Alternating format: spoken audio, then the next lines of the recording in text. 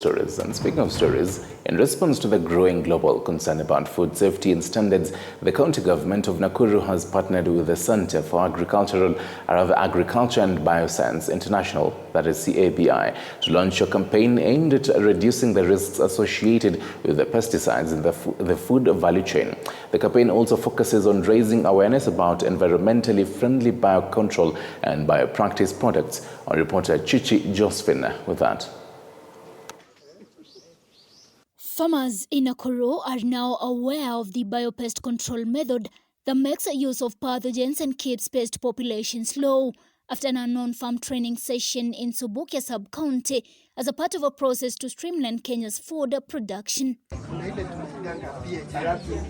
According to them, they had been enlightened on companion plants that repel pests naturally when grown next to crops and will practice the control methods. Kizingatia ukweli ya kwamba the global market ina demand watu wapunguze utumiaji wa madawa.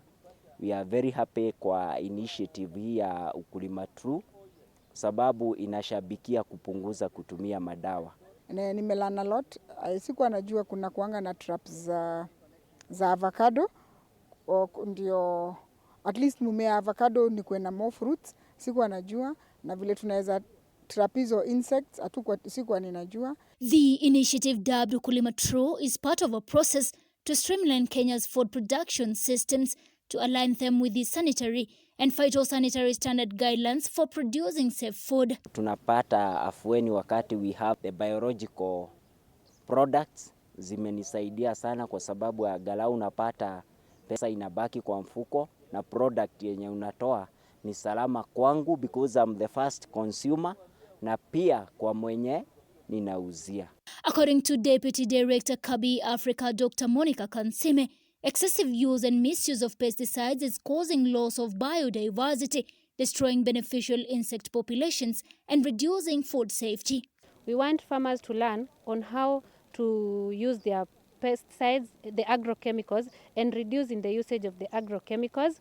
We want them to know that by using too much of it, it's affecting the customers. There's something we call the pre-harvest interval. So we find that most of our farmers don't absorb the pre-harvest interval.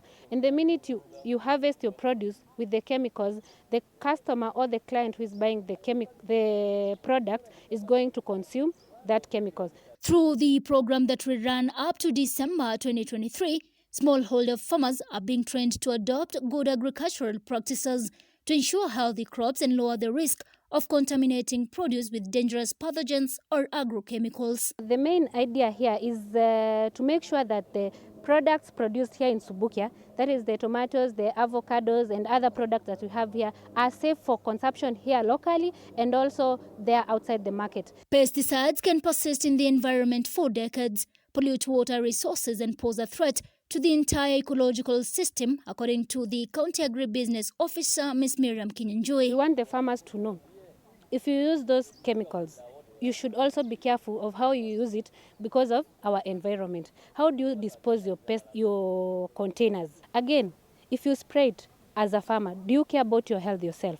The United Nations Food and Agriculture Organization estimates that nearly 3 million people are poisoned and 200,000 people die every year. In Kenya, about 350,000 cases of pesticide poisoning are reported annually. As such, this campaign will strengthen the already existing efforts by the county government to enhance awareness of food safety and shift behaviors of stakeholders aimed at reducing food safety risks during production, transportation, and distribution. Chichi Josephine, TV 47. And still on